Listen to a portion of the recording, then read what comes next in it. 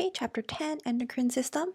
And so this system is the second way that your body can communicate with each other.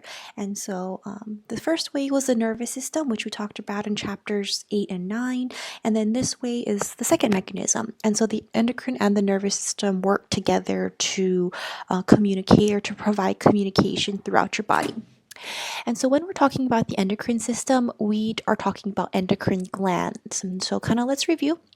From chapter 4, where we talked about the difference between endocrine and exocrine glands. And so previously, when we've talked about sweat glands and oil glands, those are all example of exocrine glands, which means that their secretions and their products exit into a duct and then open up into a surface. So whether it's the skin or into the lining of our stomach, these are exocrine glands. And then endocrine glands, their secretions, which are hormones, actually empty out or they go into the bloodstream. And so we have the pineal gland, pituitary, thyroid, parathyroid, thymus, adrenals, and then ovaries and testes. Okay, and then that kind of includes the pancreas as well, and we're going to go over all of these structures throughout this PowerPoint. And so the endocrine system functions is basically everything in our body. So metabolism, food intake and digestion, tissue development, ion regulation, water balance, heart rate, blood glucose levels, reproductive, uterine contraction, milk release, immune system regulation. So many different functions, and any sort of regulation of anything in our body, we can come down, or it can be, identified as a function of the endocrine system. Okay, so let's kind of talk about how the endocrine system functions. Okay, so it's composed of endocrine glands and then specialized endocrine cells that are located throughout the body. So we have specific endocrine glands whose sole function is to produce chemical messengers, and those are called hormones. And we've all heard of hormones before that empty their contents, or the hormones actually travel through the bloodstream, which means they can reach distant tissues, distant cells, or effectors, or they can have a distant target cell. And so we have organs that produce hormones, and we also have structures that are also associated with the endocrine system, which means that they contain endocrine cells, which means that these cells produce hormones, and a specific type of cell is going to produce a specific type of hormone, and then that is going to target a specific tissue. So there's so much specificity involved in this endocrine system, and that is very important because you don't want off-target tissue to be activated by the wrong hormone, and this could cause your homeostasis to be very disrupted. Okay, so in general, what happens within the endocrine system is that you have a cell A. Okay, so let's pretend that this cell A is the hormone producing cell. Okay, so this cell A can be located in the endocrine glands. It could also be present in various types of tissue. Okay, but they produce the hormones. The hormones are a message that are going to get transmitted to your cell B. Okay, and this action is very specific. Okay, so whenever you send a message in the mail, you put an address on it, and it's for a particular person. Same like within the endocrine system. Cell A produces a hormone, and it is dedicated, or it is meant to be sent to a particular cell type. And so, the cell B are going to have targets, or the target cells are going to have the specific receptors for that hormone on that cell. And then what's going to happen when the hormone gets sent to the cell B, this cell B will be able to respond to that. So it's going to produce a particular response. And some of these responses include, I'm going to say protein production. Okay, so it can cause the cell to do some more work. Okay, so protein production, it could cause the cell to increase permeability of the cell membrane, increase I'm just going to abbreviate that as PERM. Okay, so by increasing the amount of substances that can enter the cell. So an example of this is the hormone insulin actually causes glucose to get uptaken into the cell. And so by this hormone, it's telling the cell, okay, time to intake glucose. And so that's going to be your increase in permeability. And so then once that glucose gets into the cell, now your cell can produce ATP and it can do a number of different actions. Okay, so essentially that hormone, its response is to um, the response in cell B can have a variety of effects. Okay, and then another one, it can produce other hormones as well. Okay, so it can cause this huge downstream signaling. Okay, so it can also make other proteins as well as another response of that cell B. Okay, and so we have two different types of hormones. Okay, so we have water soluble hormones, which are going to be proteins, peptides, and amino acids. These are the most common types of hormones. Okay, so this is what the hormones are made out of. Okay, so they can be made out of proteins. Or they could be lipid soluble, which are going to include steroids and the eicosanoids. Okay, and then I have some examples here, but we are going to come back and we're going to talk about all of these examples and what they do. Okay, so let's go back. So draw this image on your paper if you want to. Okay, it shows draw cell A, delivering the hormone message to cell B. This is the bloodstream here. And so what controls hormone release? Okay, so now we're talking about upstream in this area right here. Okay, so what is going to cause hormone secretion is going to be signals from the nervous system. So your nervous system can communicate to your endocrine system, telling it when to release hormones. Okay, and then it can also be released by chemical changes in blood. So for example, it can your body has a way of detecting whether you have enough of a certain chemical. So an example is calcium. So if you have too much calcium in your bloodstream, it will, cause calcium uptake by your bones. Okay, and so this is kind of review from our skeletal system, right? We know that we have hormones that are going to activate either osteoblast or osteoclast activity, and the activity of those cells are going to be dictated by hormone changes, or these cell actions are dictated by hormones, and then the cells that are releasing those hormones are responding to these chemical changes. Okay, so calcium was an example that we used previously. We can also have glucose. Okay, so if you have eaten a meal, you ate a candy bar, now you have high levels of glucose in your bloodstream. So that high levels of glucose can cause you to release insulin, and that insulin is going to actually help you take in the glucose or help your cells take in that glucose. So just by changing the chemical environment of your bloodstream can stimulate hormone release. Okay, and then other hormones can also cause hormone release. Okay, so that's kind of another effect, right? If you can have one hormone okay, causing cell B to release another hormone. Okay, so it can just be this huge signaling event from one area of the body to another. Okay, so here's an example of chemical influences or changes in the chemical environment that will cause hormone release. Okay, so low blood calcium, that was the example that I was using earlier. Okay, so low blood calcium will cause this endocrine cell, to release parathyroid hormone, which will start osteoclast activity, which will eat up the bone tissue, which will release calcium into the bloodstream.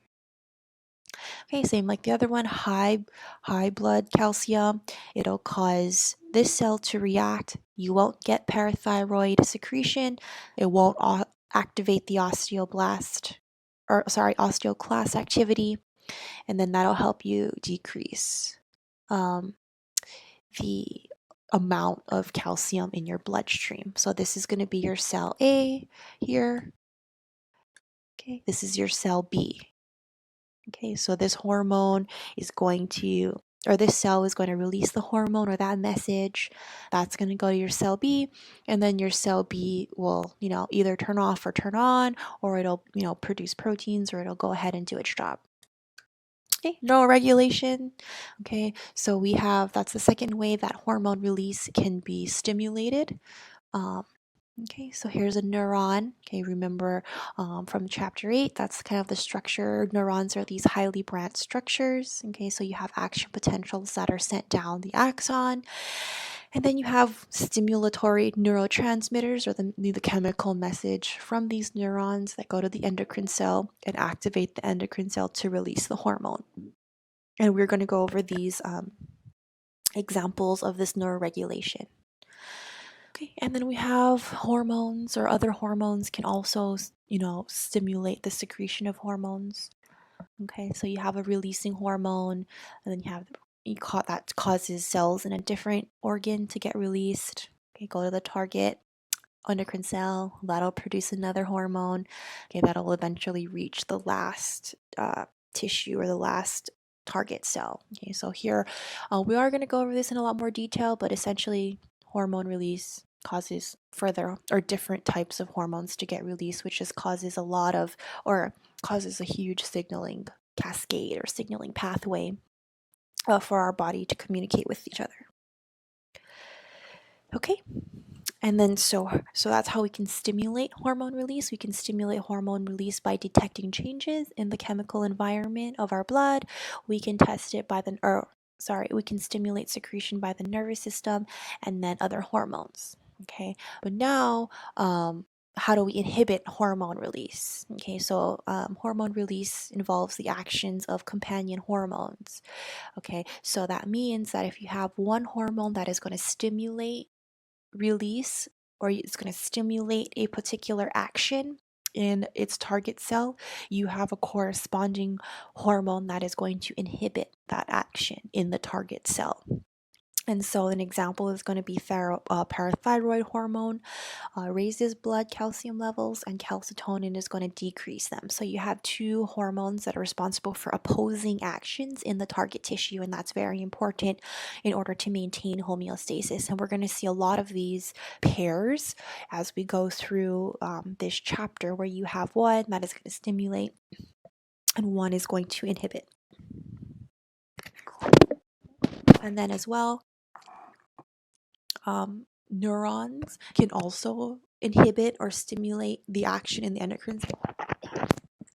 So we could have neurotransmitters. So if you remember back from chapter 8, a neurotransmitter is going to be a chemical or a molecule that is released from neurons. And we can have stimulatory or inhibitory neurotransmitters. And so with the nervous system, if it secretes a stimulatory neurotransmitter, it will stimulate the endocrine cell to produce the hormone. If it releases an inhibitory neurotransmitter, it'll prevent or it'll stop that endocrine cell from producing that hormone. And so depending on what type of signal we're getting, we can kind of change the response in the target tissue, or we can stop the production of hormones. Okay. And then the regulation of blood hormone levels. Okay, so we can have inhibitory and stimulatory hormones. We can have inhibitory and stimulatory neurotransmitters, and we can also regulate hormone release based on negative and positive feedback. Okay, so let's kind of go over that. All right, so on this left-hand side here, we have an example of negative feedback. Okay, so we kind of talked about this a little bit in chapter 1, or that topic was brought up. Okay, but essentially what negative feedback means, that means that the hormone that is produced, or if the hormone is present in the bloodstream, it will turn off further production of itself. Okay, so here, for example, this is going to be the cascade of hormone release. Okay, so it gets released from the anterior pituitary. Okay, you have that hormone release, it goes to the target cell, and that stimulates the target cell to produce the hormone, this, triangle hormone. Okay, the presence of this triangle hormone in the bloodstream, okay, if it has enough, if our body has enough signaling, the presence of this hormone will actually go back and inhibit tropic hormone or this square hormone from being produced. Okay, so if this hormone is not produced, then this triangle hormone cannot be produced.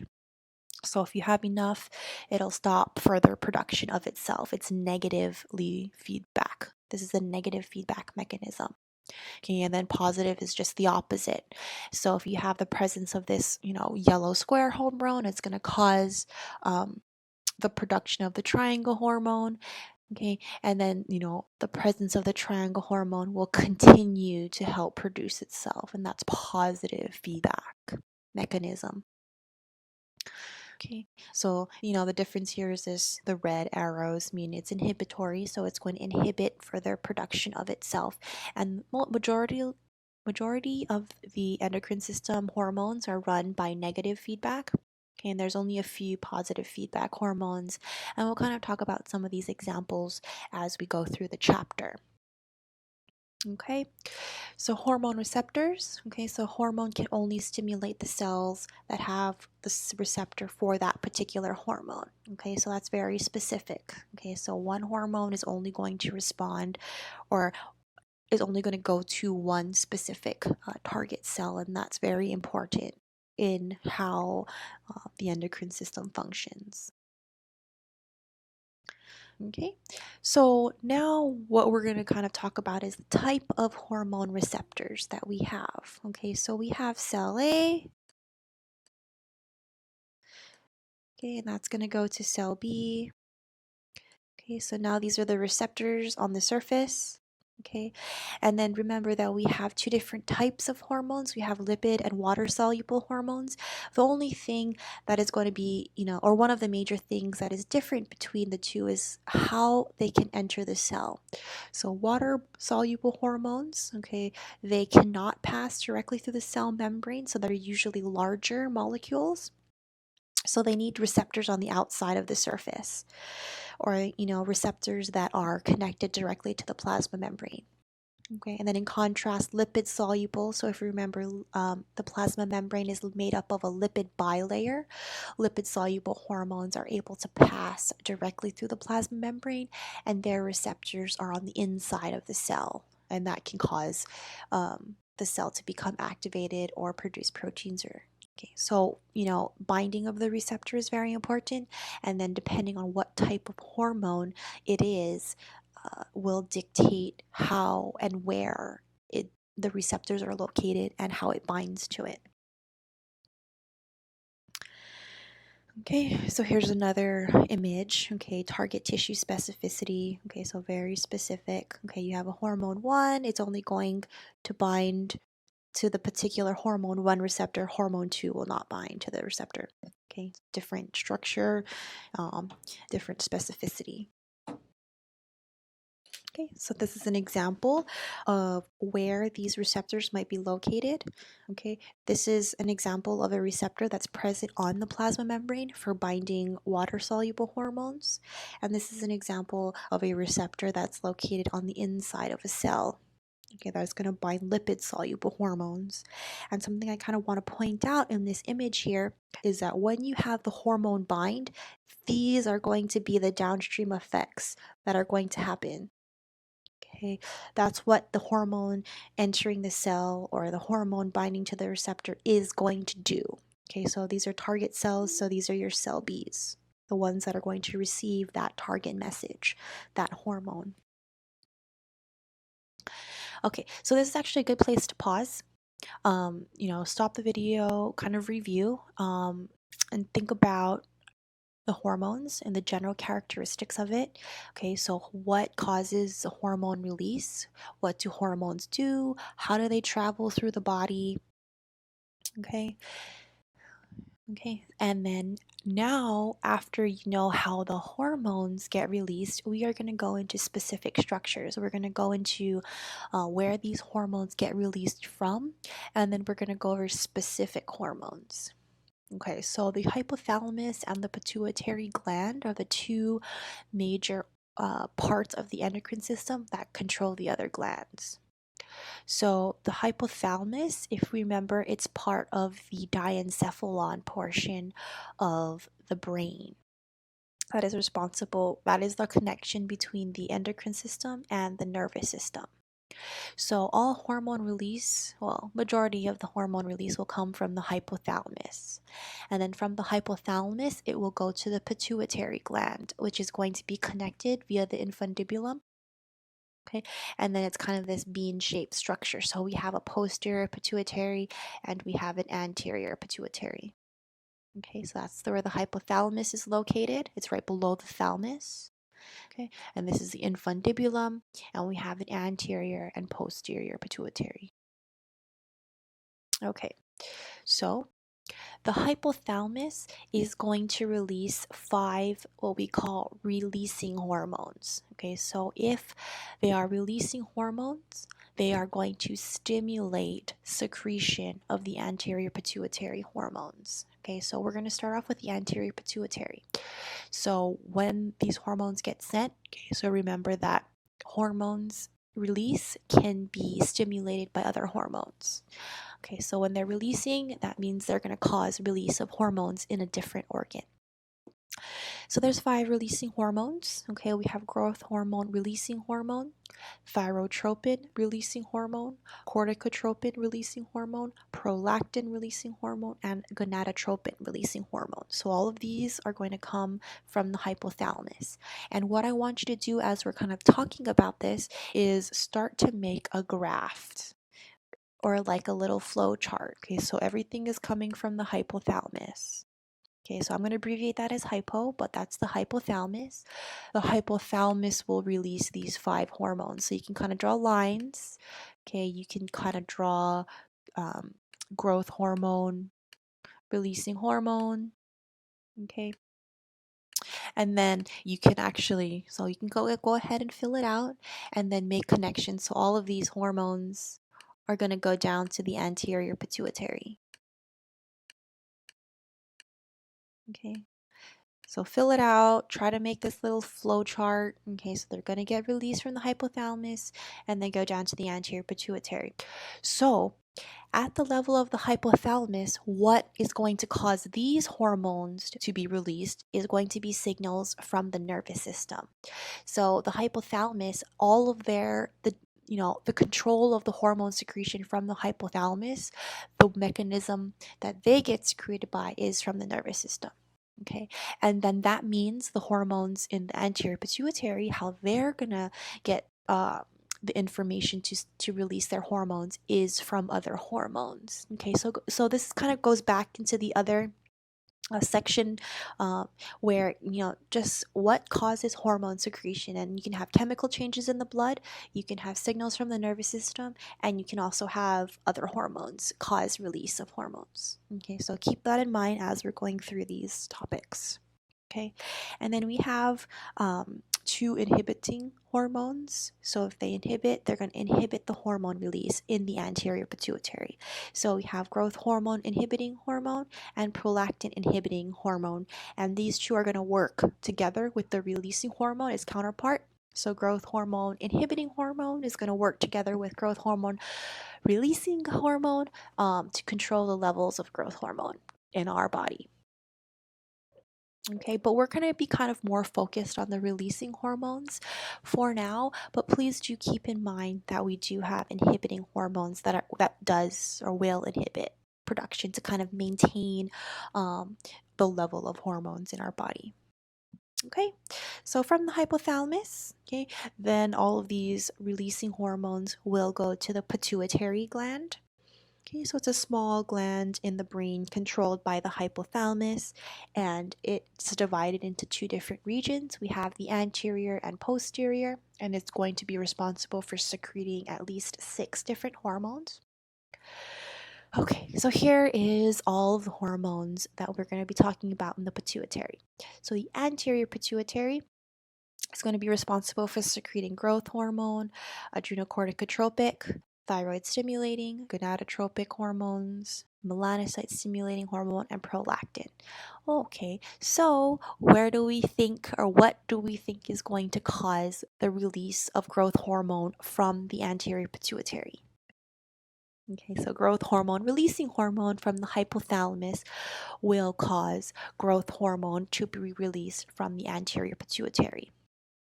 Okay, so right now we're just going to focus on the anterior pituitary, and we'll talk about the posterior pituitary in a little bit. But okay, so this adrenocorticotropic hormone. Okay, so we're going to have a corticotropic releasing hormone that is going to come from the hypothalamus. So now you can add on to your chart. So now that you have the hypothalamus, you have the hormones that the hypothalamus releases, then it goes to the anterior pituitary, and then kind of add on to that. So what hormones does the anterior pituitary release in response to those releasing hormones? Okay, so the anterior pituitary is going to synthesize these hormones that is under control of the hypothalamus. Okay, so keep in mind the word synthesize. So that is going to be one of the responses of the target cell to a hormone. So once a hormone binds, one of the things that it can do is synthesize proteins, which are hormones. Okay. Okay, so neurons of the hypothalamus will secrete the releasing hormones that are going to stimulate the production and secretion of a specific hormone. Okay, so again, growth hormone, releasing hormone from the hypothalamus will cause growth hormone to be released from the anterior pituitary. So again, add on to your chart. And the inhibiting hormones are going to decrease the secretion of a specific anterior pituitary hormone. So growth hormone, inhibiting hormone will then go ahead and stop growth hormone release from the anterior pituitary. Okay, so stimulus from the hypothalamus. Stimuli from the nervous system will activate the hypothalamus to produce those releasing hormones. Okay, and then those releasing hormones will go through into the anterior pituitary and cause their hormone release. So since the anterior pituitary has about 6 or to 7 different hormones that it can produce and synthesize, that means it has that many different cells. So again, each cell is, a different cell type is responsible for making a particular hormone. So the anterior pituitary has a wide variety of these hormones there. Okay, and then so once you have your hypothalamus, the releasing hormones, anterior pituitary, now later on in the lecture, we're going to kind of, where do those hormones go? What are the target tissues of these hormones that come from the anterior pituitary? And then what do they do to our body, or what do they do for us? Okay, so, talking about the anterior pituitary hormones, okay, so growth hormone.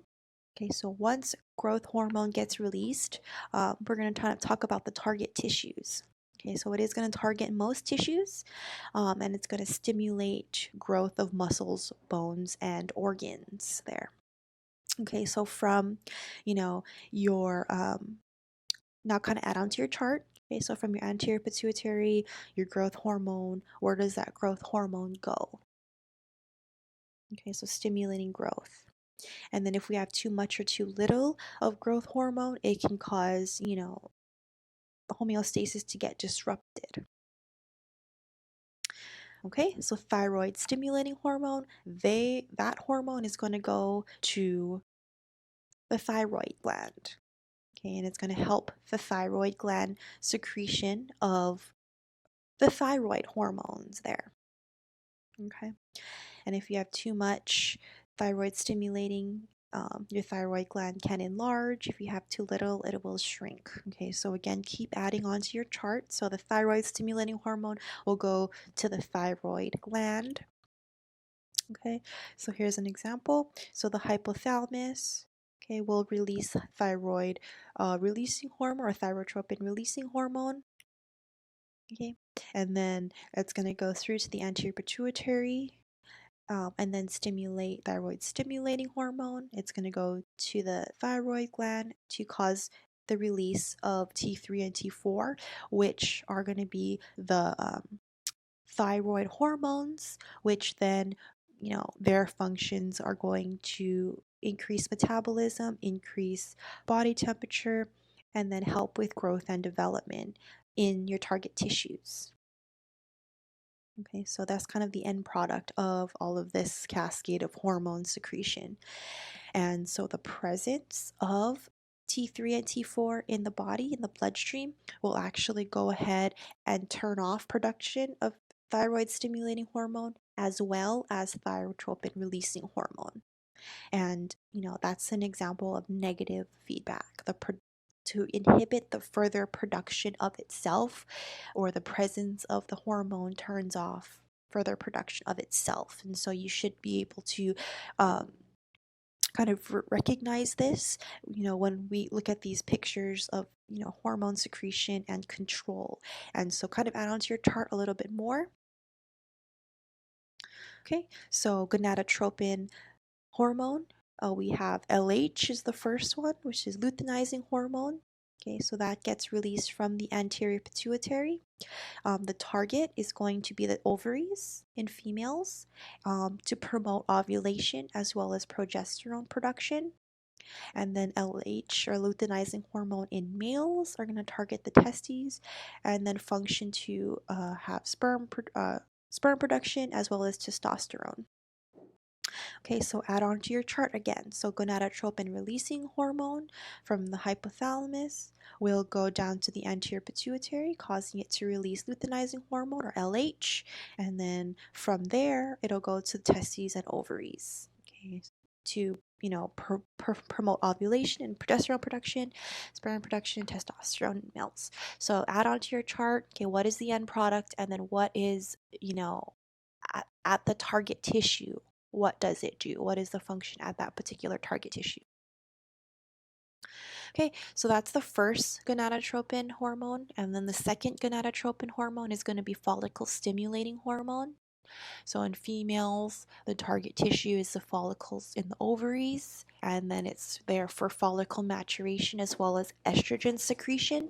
So I know we haven't talked about the reproductive system yet, so for now, let's just kind of say that it goes to the ovaries and helps with estrogen secretion. Okay, and then when we get to the reproductive system, we're going to come back to the FSH and LH.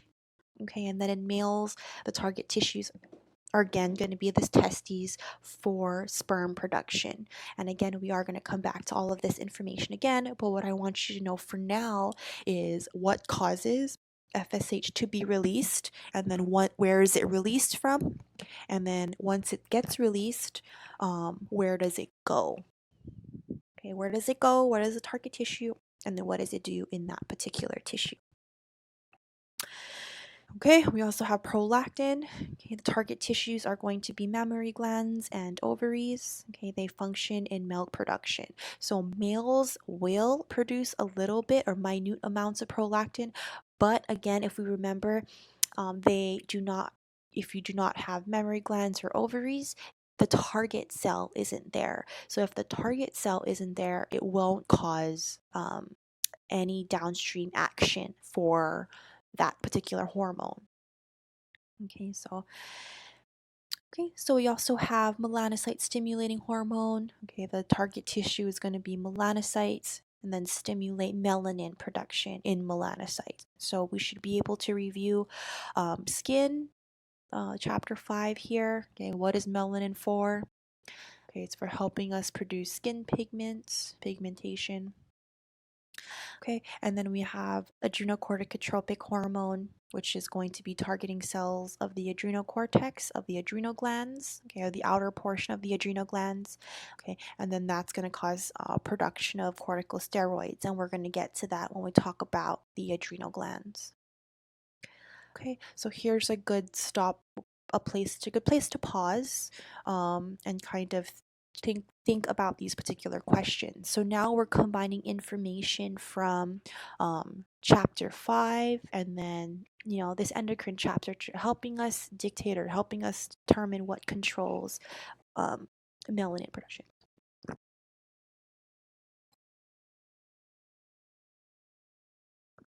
Okay, so those are all the anterior pituitary hormones. Okay, so now what we're going to talk about is the posterior pituitary. So you should have your chart. Okay, so remember everything starts from the hypothalamus.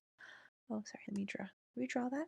Okay, so the hypothalamus is going to be where all of these hormones are coming from.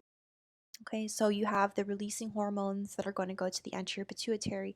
And then another part that it can go to is it can go to the posterior pituitary. So there are only two hormones that are released from the posterior pituitary. So we have antidiuretic hormone and oxytocin. And the key here is that the posterior pituitary does not create hormones or does not produce it. They essentially store and release as necessary. So, the posterior pituitary is going to release the same hormone that was produced in the hypothalamus. Sorry, that should say ADH. Okay, so if you remember back, so let's compare and contrast. So the anterior pituitary, right? The signal for the anterior pituitary to release a hormone is going to be a releasing hormone. And that releasing hormone is going to cause the anterior pituitary to synthesize and produce a different hormone. So we have gonadotropin releasing hormone go to the anterior pituitary. The anterior pituitary will produce follicle stimulating hormone and luteinizing hormone, which are different from the hormone that signaled it to release.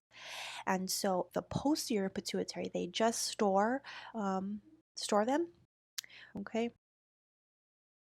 So what happens is ADH and oxytocin get released from the hypothalamus. Okay, and then the posterior pituitary will release the same hormones. Okay, and then antidiuretic hormone, it's going to target kidneys and help us control or conserve water. Okay, so abnormalities are going to be diabetes insipidus.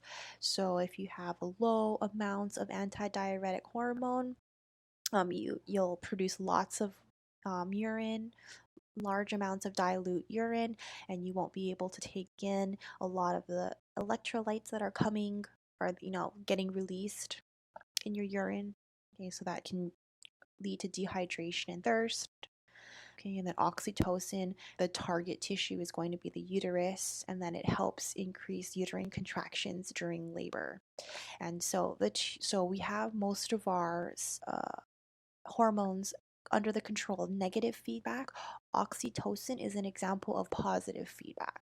So the presence of oxytocin within the uterus are going to help increase the contractions, and contractions will cause further oxytocin release to help with those contractions during labor. And so prolactin and oxytocin are two hormones that are under the control of positive feedback rather than negative feedback.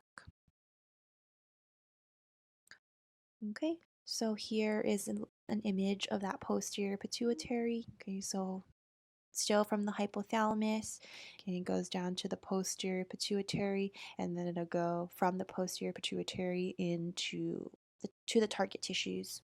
Okay, essentially. Okay, so here I'm going to kind of point out that these neurons store the hormones in the posterior pituitary. Okay, so they store and release it. They don't produce new ones. Okay, so here's a video you can go ahead and watch. I won't play it in this lecture video, but if you want, you can download the PowerPoint and watch it separately. Okay, so this is the end of part 1, and then in part 2, we are going to go into the endocrine organs. Okay, so chapter 10, part 2. So now what we're going to go into is we're going to go into more of the endocrine organs. Okay, so from part 1, I mentioned that you should try to make a table, make a flow chart and graph of all of these hormones. And so from the hypothalamus to the pituitary, now we're going to add on information to those target tissues, okay, where they go, and then what those hormones do once they get there. Okay, so we're going to start off with talking about the thyroid gland. Okay, so it is one of the largest glands, and it secretes thyroid hormone and calcitonin. Okay, so thyroid hormones these are also your T3 and T4, which we talked about in the previous part of this chapter. So these thyroid hormones are going to get released once thyroid stimulating hormone reaches the thyroid. Okay, and it's going to target most tissues and then regulate metabolic rates and growth. Okay, and calcitonin is going to be secreted by parafollicular cells. Okay, it's going to target bone and some other tissues and functions to reduce the blood calcium level when high.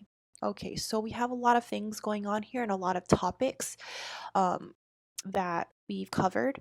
Okay, so cells.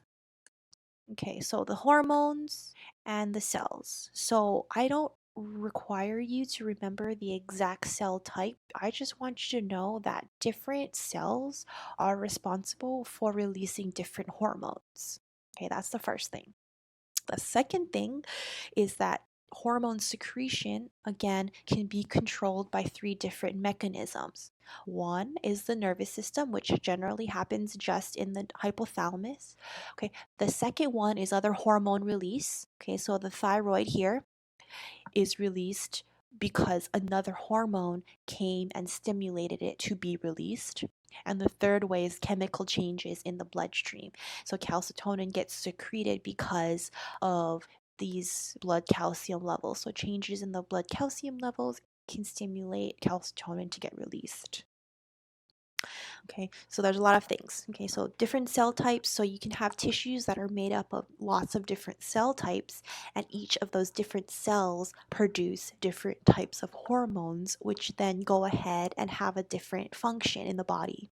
And then you can have hormone secretion be activated by different mechanisms. So, whether it's the nervous system or another hormone or chemical changes, all of these different things can happen in all of the different endocrine glands. Okay, so there's lots of different like levels to the endocrine system and lots of different control mechanisms for secretion.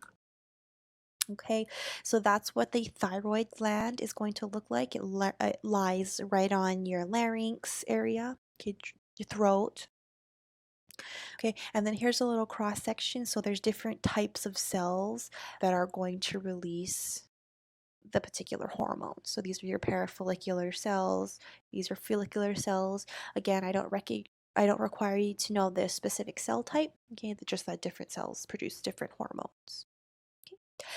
And then we can have thyroid hormone disorders, so hypothyroidism. Okay, so that word, okay, hypo means that you don't have enough of the thyroid hormones, so that could cause a decrease in metabolism, weight gain, reduced appetite, low temperature, pulse, dry, cold skin, okay, and so forth. And then you can have hyper, which means you have too much thyroid hormones, or those T3 and T4. Okay, so it can cause increased metabolism, weight loss, increased appetite, nervousness, okay, and so forth. And so we want to have the proper amount of these hormones.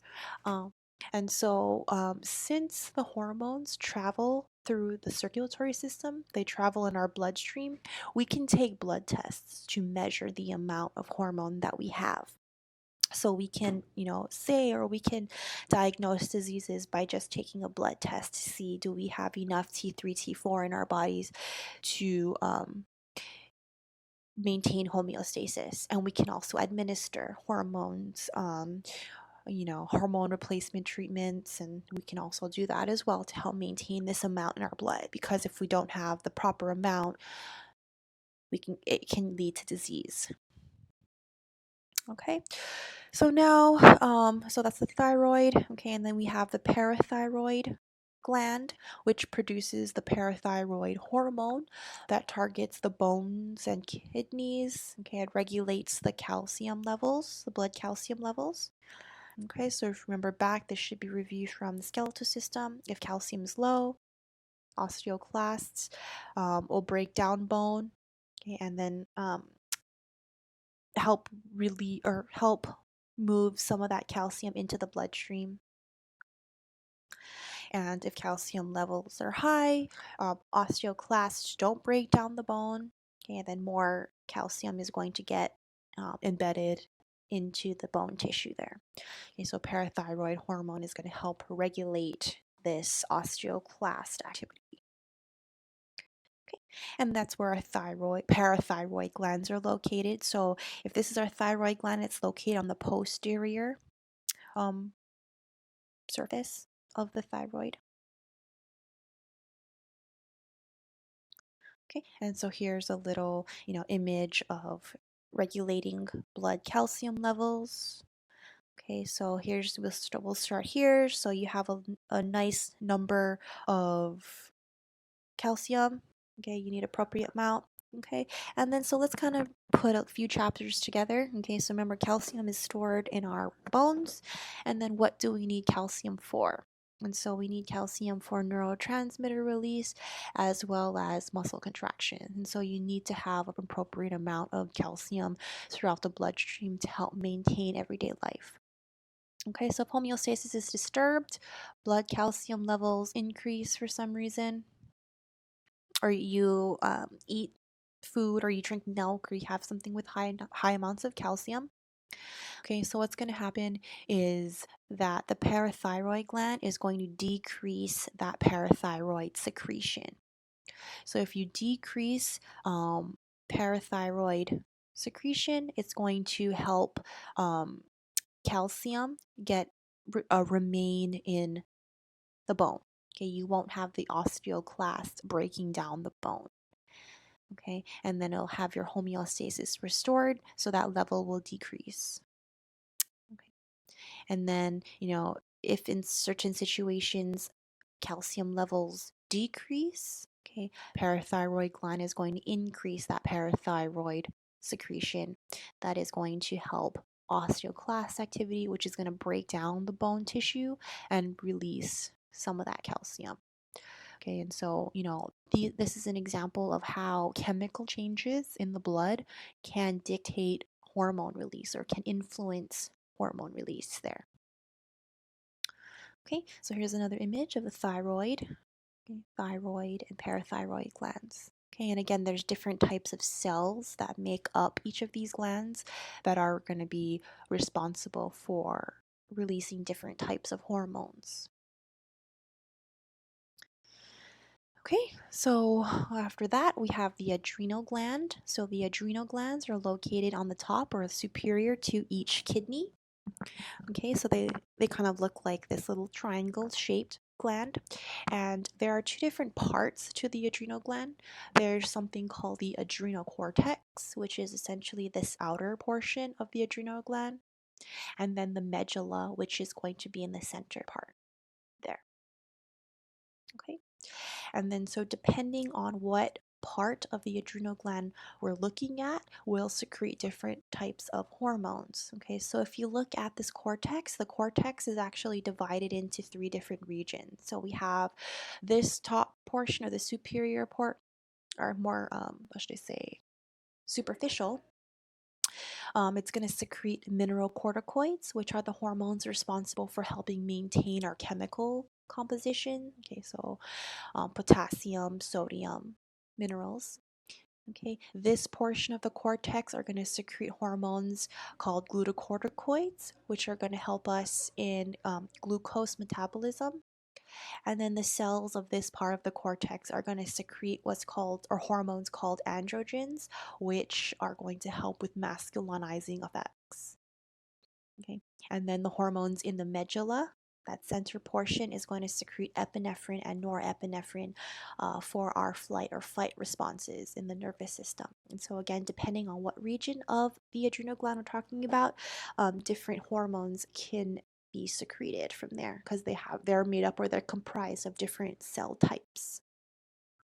Okay, so the medulla hormones are going to be epinephrine and norepinephrine. They're going to target heart, blood vessels, liver fat. Okay, they're released in part as part of our flight or flight response.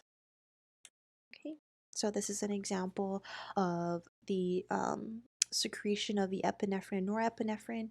It'll come from stressors within our hypothalamus that will cause okay, so this is a connection between the nervous system and the endocrine system. Okay, so signals from the hypothalamus will go ahead along and it'll be connected to the nervous system. So this is a sympathetic nerve. Okay, so essentially a sympathetic group of neurons that are going to activate release of epinephrine and norepinephrine.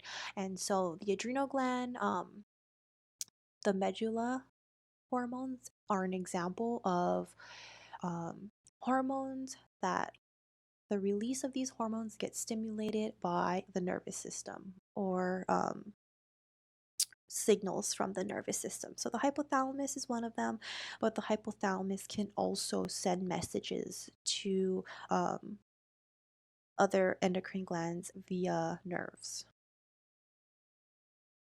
Okay. And then we have the cortex hormones now. Okay, so we have in the outer, the superior portion of that top layer of the adrenal cortex secretes mineralocorticoids and which are a group of hormones, and then aldosterone is one of those hormones. Okay, so aldosterone is going to target the kidneys, and then it helps regulate the minerals, so sodium and potassium. Okay, so that's going to be involved with blood pressure and volume. So here is, an example of this aldosterone secretion. Okay, so what happens is you have increased potassium or decreased sodium levels. So essentially, this hormone is under the control of chemical changes in the bloodstream. Okay, so these are triggers for aldosterone release. Okay, so once you have aldosterone released, it'll go towards the kidneys. It might cause you to retain some sodium or secrete potassium, so it'll control the amount of these minerals that are leaving the urinary system or exiting via your urine. Okay, so that's one thing, regulating the concentration of minerals, or essentially sodium, potassium, in our bodies. And then kind of review, what do we need sodium and potassium for? Okay, so they're very important in action potential signaling. Okay, and then we can also have it control. So I'm going to kind of skip over this part right for now. And I'm going to get back to that in the urinary system. But for now, sensing changes and that controls how much of these minerals are getting released in our urine. Okay, and then in the adrenal gland, again, we're still in the cortex. Okay, so now we're in that middle part of the cortex, which is glucocorticoids. Uh, Cortisol is an example of a particular type of hormone. Okay, it targets most tissue, functions to increase the breakdown of fat and protein. Okay, and then reduces inflammatory and immune responses there. So an example, okay, so low glucose, other stressors, corticotropin releasing hormone. It goes down to the anterior pituitary where the adrenocorticotropic hormones go to the cortex, cortisol, and then cortisol will go ahead and increase lipid and protein breakdown, increase in blood glucose, okay, and the presence of cortisol actually inhibits further production of itself. And then the last tissue, or the last, hormone from the adrenal cortex are going to be androgens. Okay, so they target more most tissues and they function for secondary sexual characteristics in males and sex drive in females. Okay, so that was going to be the adrenal gland. And then now we're getting to the pancreas. That's another organ of the endocrine system. So the pancreas is actually a mixed gland. So it has both an exocrine and an endocrine portion. So we're going to talk about the exocrine portion in the digestive system, but essentially the exocrine portion, it's going to secrete digestive enzymes into a duct and release it into the digestive system, or release it, in exocrine to the surface. So in the case of the digestive system, into the digestive tract. And then the endocrine portion is going to consist of these pancreatic islets, also called islets of Lauterhaus. which are dispersed throughout the pancreas. Okay, and these isolates, we have different types of cells of isolates. We have alpha cells that secrete glucagon, we have beta cells that secrete insulin, and then we have delta cells that secrete somatostatin. And I'm going to focus on these alpha and beta cells for the purpose of this chapter. And these hormones work together to regulate blood glucose levels in our body. Okay, so here is an image of the pancreas. Okay, so here's the pancreas. It's right below the stomach and kind of fits into the groove of the first part of the digestive system. Um, okay, and then so these little I guess it's colored yellow here. So yellow colored glands, these are going to be the exocrine portion. Okay, so all of these glands are going to have their secretions and they're going to enter into the digestive system.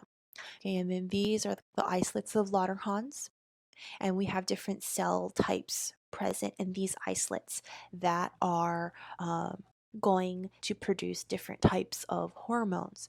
And I would also like to point out that there's capillaries that are connected directly to these isolates, and so you can have that's how these hormones can get into the bloodstream is through these capillary beds, which are part of the cardiovascular system, which we'll get to in the next section of this course.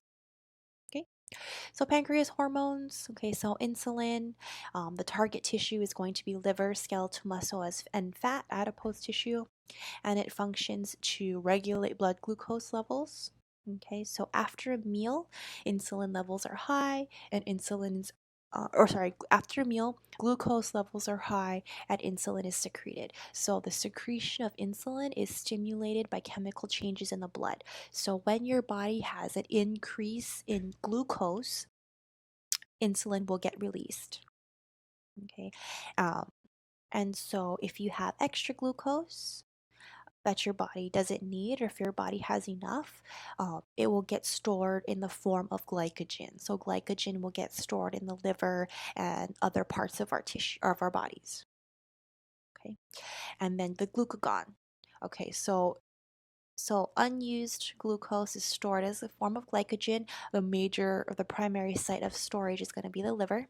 So glucagon is going to target the liver and it's going to help regulate blood glucose by breaking down glycogen.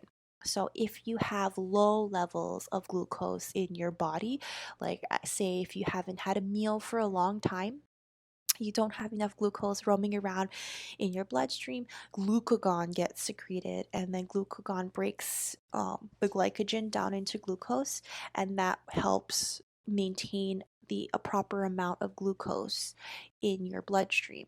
So, just in case, you always need a constant supply of glucose to help you produce ATP and to keep your energy levels up. And if you don't have enough glucose, this hormone glucagon will be there. So insulin and glucagon are an example of hormones that do opposite actions within your body. One will insulin causes or insulin decreases the amount of glucose in your blood. Glucagon will increase it, and that helps you maintain a nice level of glucose. Okay, so that's kind of this example here. Okay, so if your blood glucose levels increase, you'll have insulin release. Okay, and then the effectors are going to be muscle, usually adipose, which are going to take in that glucose once um, insulin is there. So insulin is needed for your cells to take up glucose. Okay, and the opposite, if glucose levels increase, um, and then right, so if glucose levels decreases, then glucagon will get released, break down some of that stored glucose, and will restore that homeostasis. Okay, so here's the stop and think. Here's a good time to pause and kind of think about what is going to happen after you eat a meal. Okay, and then what if you haven't eaten for hours? What might happen? So this is a good place to pause and kind of think about the effects of insulin and glucagon in our body. Okay, and then what happens if you don't eat glucose? If you have low carb diets or keto diets, what's happening to our body?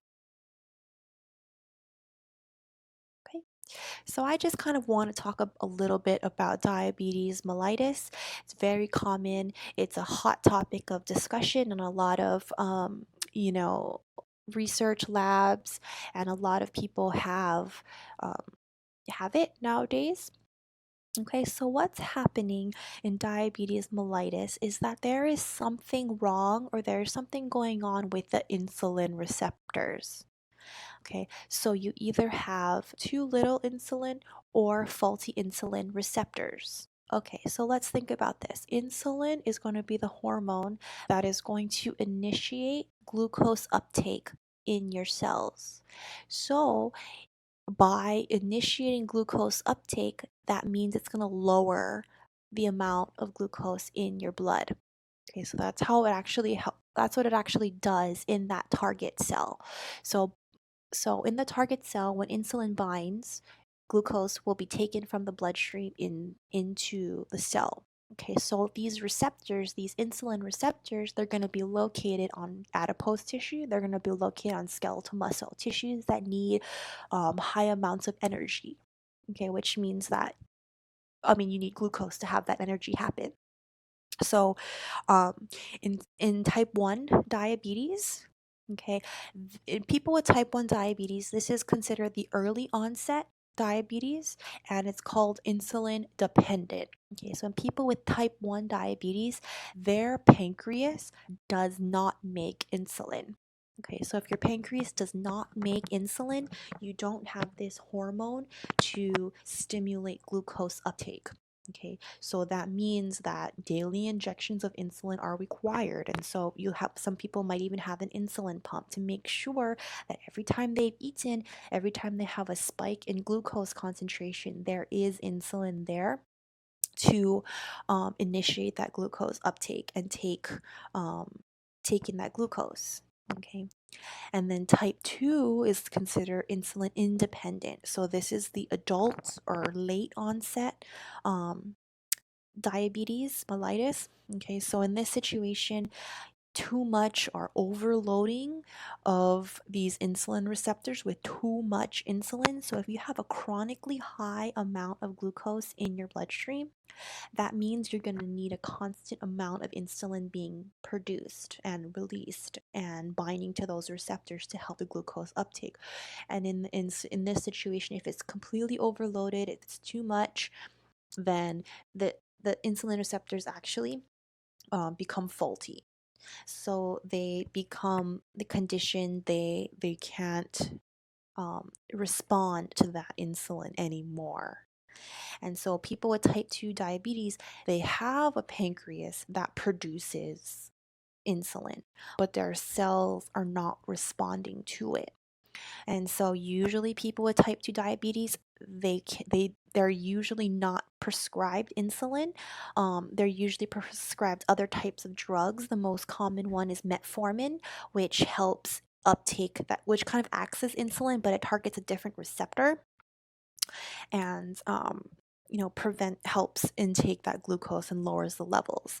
And so if in any of these situations, in type 1 type 2 diabetes, if your insulin receptors are not working, glucose can't get in, so glucose remains in your bloodstream. So that's why you can take a blood test, or you can do a finger prick and test the amount of glucose, which is essentially how well your body can uptake this glucose.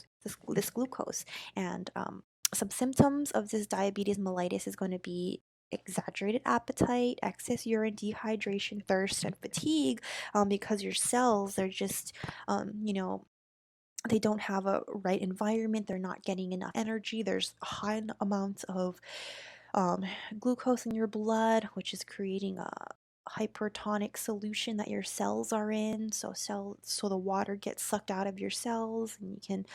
So there's a lot of different effects that can happen just because of this one um, type of signaling that happens in your body.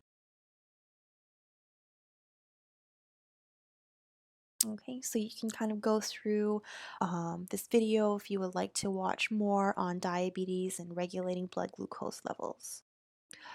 Okay, so that's the pancreas. Okay, and now, testes hormone.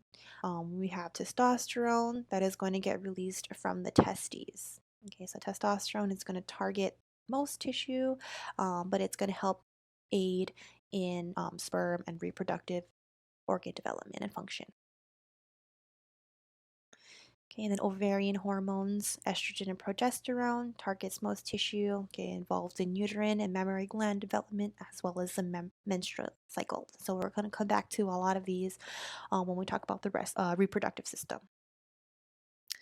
Okay. Um, and then the last hormone is called the pineal gland, which secretes melatonin, and its target tissue is the hypothalamus. And so this plays a role in our circadian rhythm and helping us stay on this light dark cycle. And so a lot of the times you see on the shelf, people can take melatonin to help you enter deeper sleep or help you sleep longer or better, and just to help maintain this circadian rhythm to kind of get you going. Okay, so that is the end of the endocrine system in chapter 10. There is a lot of information here, but go through one round, okay? Make your chart, okay, with going from the hypothalamus to the pituitary and then to the specific organ it targets, and then what does it do when it gets to that target tissue? And then the function of all of these hormones. Okay, and then go through it again and make sure that you can place all of these different hormones and where they belong in the whole chart in general. Okay, so please feel free to email me if you have any questions or concerns regarding this chapter.